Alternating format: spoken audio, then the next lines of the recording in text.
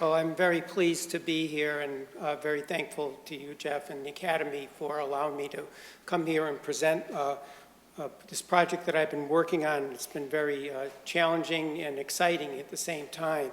So I'll start right in.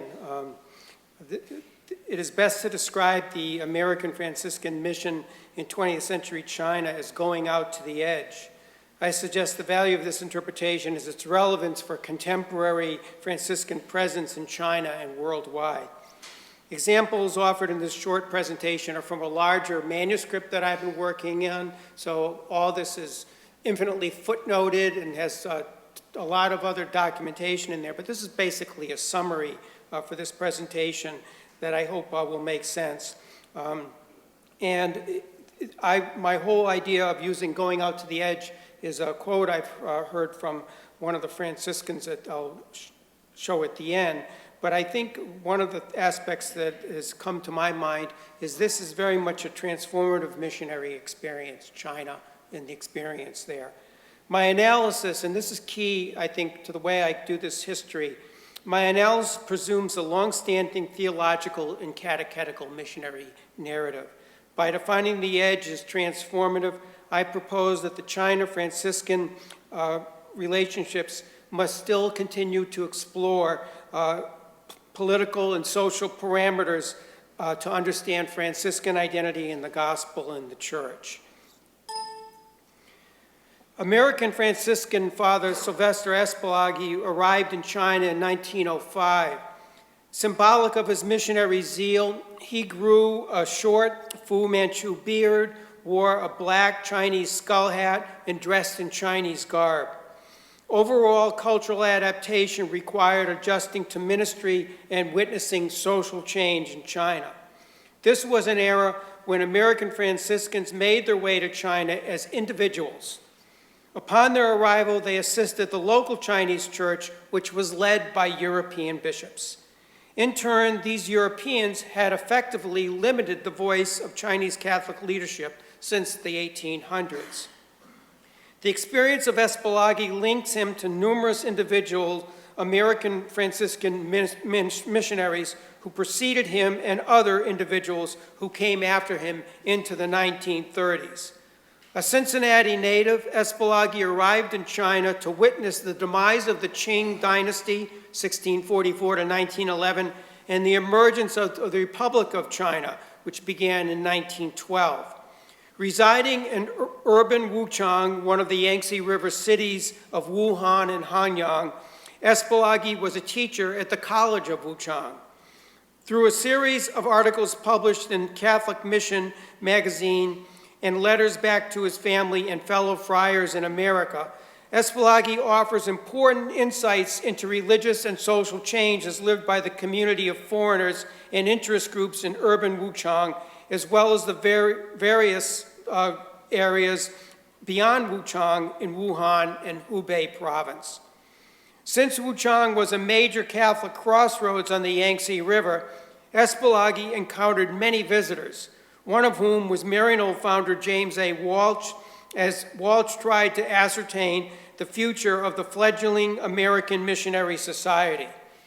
As director of the Wuchang Preparatory College from 1916 to 1923, Espelaghi faced simultaneous administrative challenges that included promotion of mission education, fundraising, the quest for competent teachers, and the overall security for Chinese students and faculty in the face of the political chaos, which is the Chinese term Luan that I'll explain a little bit later.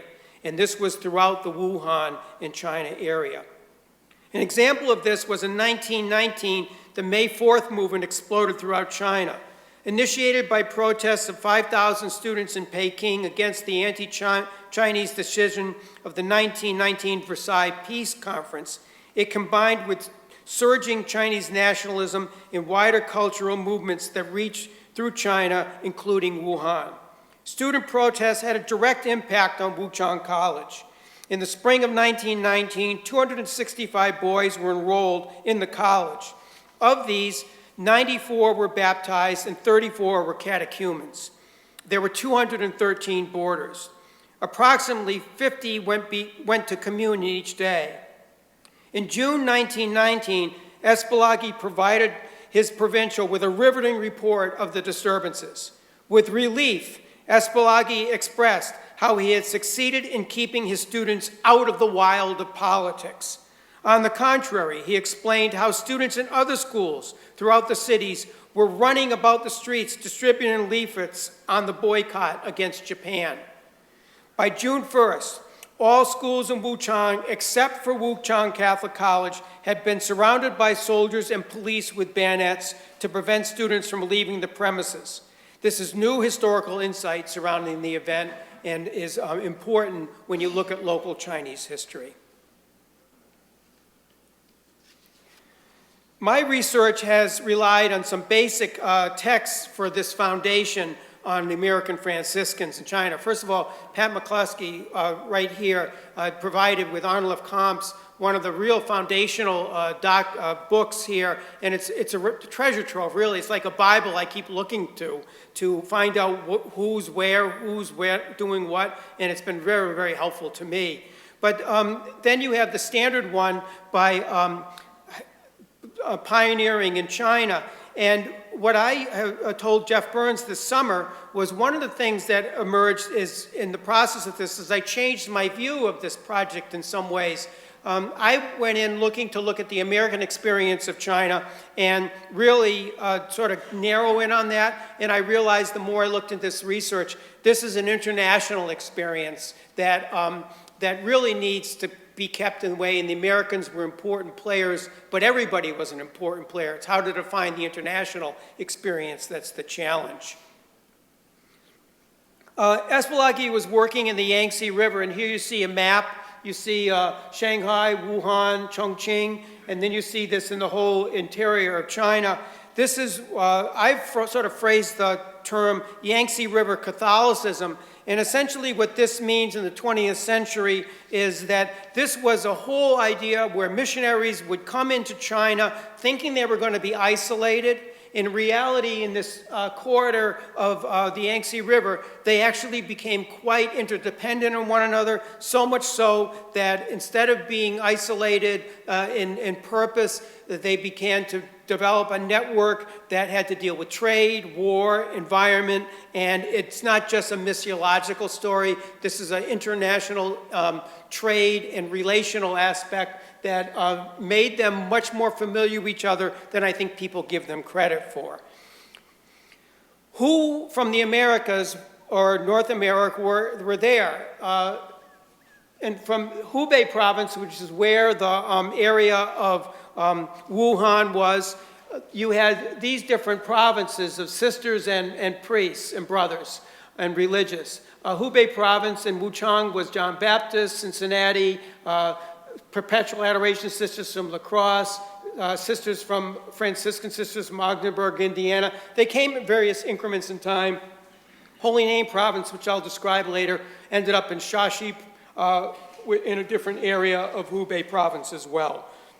Then you had in the north, you had in Shandong province, the Holy Family, the Sisters of St. Francis, Holy Family Dubuque, and the Sacred Heart province of St. Louis. You had the Sisters of St. Francis from Milwaukee, Sisters of St. Francis were in Qingdao, Hospital Sisters were in Springfield, and Santa Barbara province was in an area more to the south, in an area that has now changed names about 4 or 5 times, but this is the basic area of where these different religious orders worked. Essentially, it's always important, I'm not going to go into detail on this, but it's important to remember that China keeps changing through this first period from 1900 to the 1920s. It's an evolving missionary citizenship. What I mean by that is as these situations change, passports become important. People with different nationalities begin to look as missionaries on what they're supposed to do and how they're supposed to interact. And the Holy See begins to take on an important dimension as well. So you see all these different political situations as missionaries start to develop. It becomes more complex in the 30s. The Chinese term for disorder is Luan. It has political overtones to it. And I've thought that this if my Chinese was better, I thought this would be a fascinating way really to describe the levels of interaction, because the American missionaries and international missionaries, and in fact the whole society, really deals with an outright war structure that really goes from the 30s into the 40s, and the missionaries are caught in this web. So that it's a constant reanalysis, depending where you are in the country, of who's competing against what area, and this has a tremendous impact on survival. So let me go through the different actors here that might have importance. I'm going to start here with Father Junípero Serra. Doolin was born in 1880, ordained a Franciscan priest in 1904. From 1907 to 1913, his service in China reaffirms the link between the missionary in the field and the faithful home culture. For decades, Marxist imperialist model of historical analysis has explored genuine tensions of this home relationship. But in effect, without fundraising, none of these missions work. And so what I think Marxist people at times rightfully criticize as overabundance of foreign influence, from a missionary's point of view, this is also the catalyst for support and piety that emerges, so much so that where Doolin was when he came back into the Tenderloin, St. Boniface Church there really contributed altar linens, albs, other articles, and began praying for this mission culture of the early 1900s. They were well aware, and many places throughout the United States were well aware of what these missionaries were doing, and it was a very strong affinity of faith between that, North America, and Europe. The Monitor Catholic newspaper published this photo of Doolin, and this was important because I think it really brought the romance and the uniqueness of the China mission, and certainly was helpful in fundraising, I think, for that mission. Then Doolin returned to service eventually when he went with Edward Looney from the Santa Barbara province. Looney was a very interesting character because his overall identity was, when you look at his personal diaries in the Santa Barbara province archives, his aspect of identity there makes us realize that he was really just thrown into it. One day he got a letter from his minister provincial, and it just said, you know, you're assigned to China. And he was in Illinois working at the state prison, and he said, don't tell anybody, but you're going. And he did. And he thought he was going to be going over there to teach some teachers, and they told him, basically, you're going to teach students, and you have to learn Chinese. So he stayed there for about 2 or 3 years, has an incredible diary that's well worth looking at. But these are two early people, and they were sent to teach. And I make that distinction because a lot of people in China today are sent to teach. And that's functionally adequate and welcomed by the government today. So that teaching model is still important. Patrick Gilgan is a very interesting man because he is from the province of Holy Name. In 1925, he was sent on a confidential mission by Minister Matthias Faust to recommend a plan of action on whether to establish a central mission in Shaanxi province. Gilgan's negative report on the option is clear and a direct analysis of how fractured Chinese society and Catholic initiatives were during the decade. He offers a complete survey of the religious, commercial, social, financial, industrial climate of the proposed territory. He completed the visitation in 1925, and he proposed to Faust to refuse any request by the Franciscan Bishop Massey. He just didn't think that friars assigned to teach in schools and colleges were important as an educational apostolate because it limited priests from working in the field, and he also thought that the classroom would lead to a dislike of Chinese and students who were very, very proud. And so he thought this was going to be a hard mission, but he didn't think the school was a place to work in. A second report gave a lukewarm idea of the whole region. He did insist, though, that if Holy Name was going to take on a mission, they should take Weinan area of Shanxi. He went back, made his report. When Gilgan returned to Hankow in 1928, he thought that everything was going to work so that the missionaries were going to go to Changsha, Hunan province, and rather than Shanxi. And the reason they were going to go to Changsha was because Yale in China was operating there, and they thought this would be a good competitive model against the Protestants.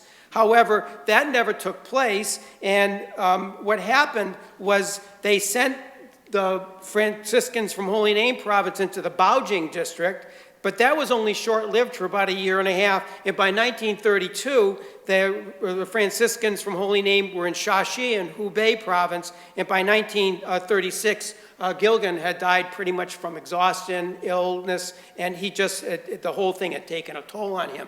But just how that province took on different assistancies and different roles is a very interesting aspect of study. Here, we go back to Espalagi for a moment. This is from the Passionist China collection. You see Espalagi with a beard, with Paul Eubinger, a Passionist priest. You see by the 1930s how Espalagi really had aged. It gives you an idea of the stress that had occurred in this mission. But this is him in Wuchang.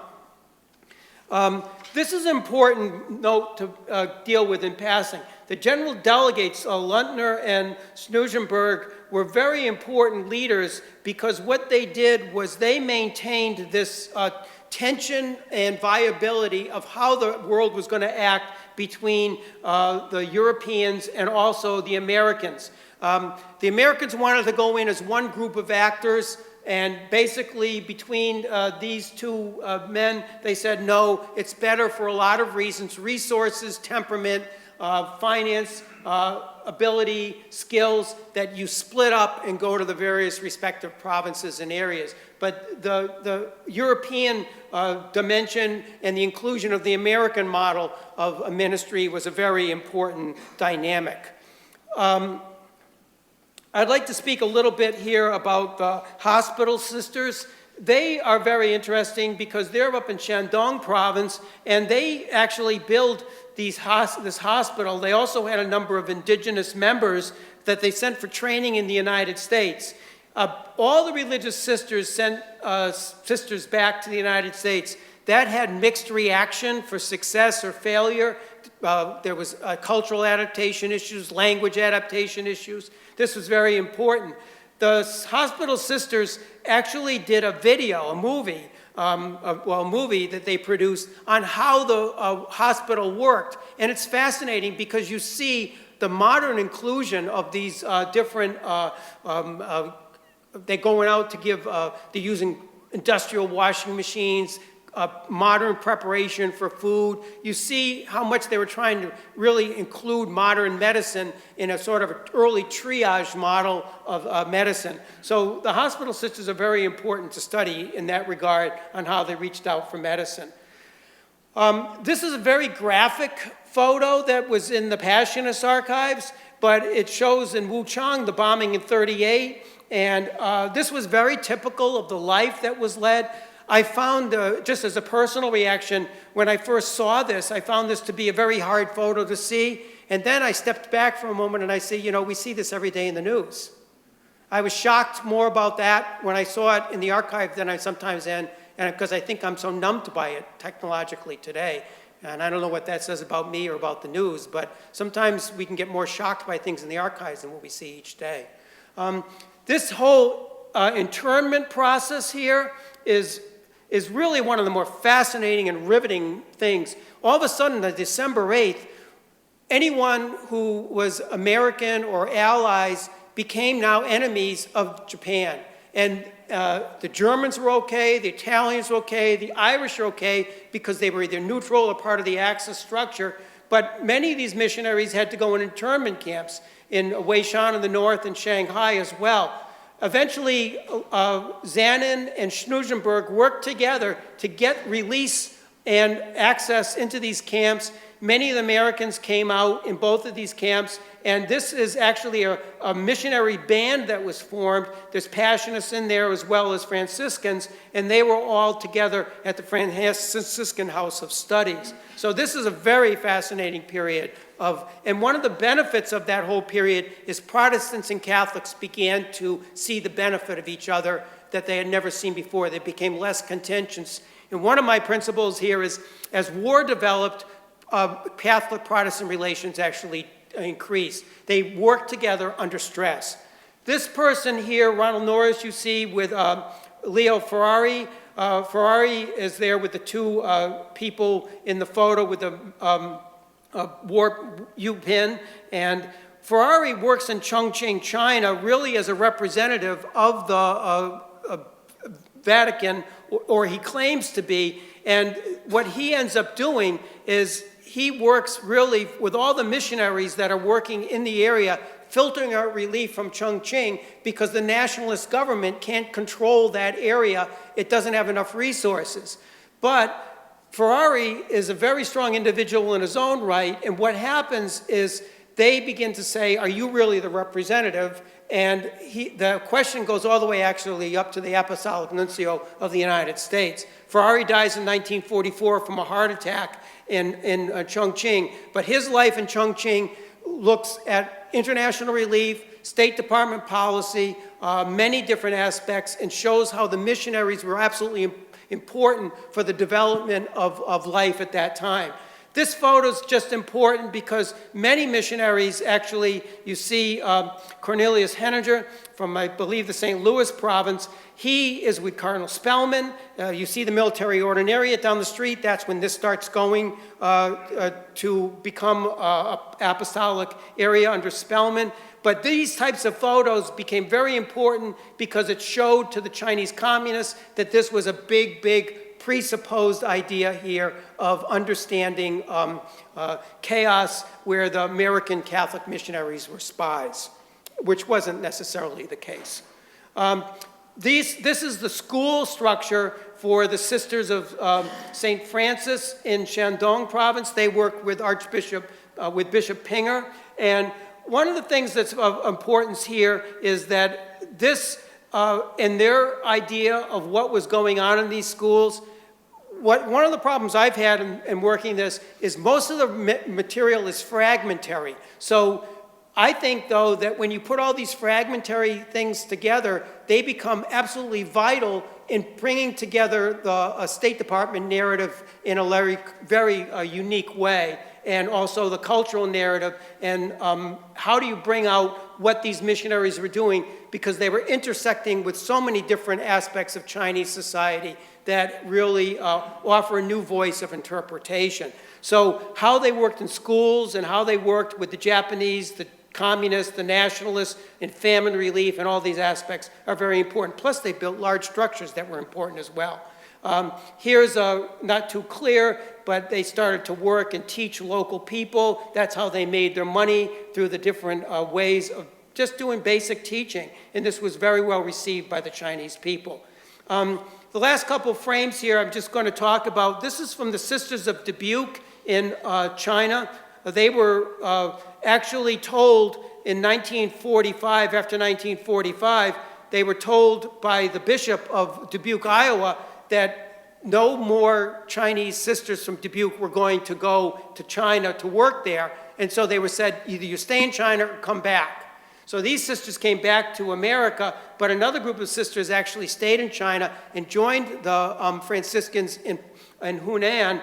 But I think this would make a tremendous case in canon law study, because it shows issues still going on today where the local bishop of a diocese, religious congregation, or overstepped his boundaries and called the decisions from the United States, and this could not be resolved in the best way. So as a result, this history had a lot of tension as it was closing, and they had to fracture their relationship with the China story, even though the sisters went on to Beaverton, Oregon, and there are sisters now, Franciscan sisters in Hunan province, in the, out of that whole story. So it's a very interesting dynamic of how decision-making in the United States had impact on policy in China at the time.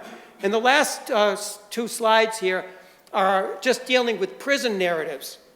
Here you see Bishop Kowalski, who was from the Cincinnati province, and he was in Wuchang. He came out after the prison narratives. One of the things that historians have always done is they've taken the 1940 post-period as one complete narrative. It's really different in each place. So Kowalski came out. He became a staunch anti-communist, or much more with the Cardinal Mindszenty Foundation. So he would be sort of saying there's a communist around every corner, be careful. And he was a bit pastoral, certainly, as I've read it, but he saw that more as a voice. Dillon, actually, from Shashi, signed a letter to get himself released. That letter, it says that he was a person who was sort of an enemy or did things against the state. That allowed him to get out of jail, but he was important. So he's another different case study. And then you have Bishop Pinger from Zhaoqing. This is John Ostek from St. Louis. He's the one, when I asked him, what do you think of Bishop Pinger? Because he worked and knew Bishop Pinger when Pinger came out in 1957, I believe it was, from China. He was in jail a long time. And John Ostek said he was a living martyr. That was one term. And I said, what does this mean, this China mission mean to the Franciscans today? He says, a willingness to go out to the edge. And I think that's a very important dynamic to think about Franciscan identity, that this was a tremendously volatile area. And one of the things that's important, I think, to recall about Bishop Pinger is that he never publicly, and he made through great pains, he never criticized the Chinese people and government. He was very open towards reconciliation. So I close with these narratives because many people talk about the persecution in China today, and my point is there's suffering. It's not persecution in the same model that we think of the 50s, and we can't put all these narratives together in one whole aspect in the post-49 era. This is where my scholarship is sort of, I think, trying to make that distinction. So I'll close with saying this is a very, very rich ministry in China. It has impact for today on how people live and still operate in China, but it also tells us that each one of these areas had the same type of problems, but they responded differently because of the extent of war, chaos, Luan, and also resources as well. So thank you very much.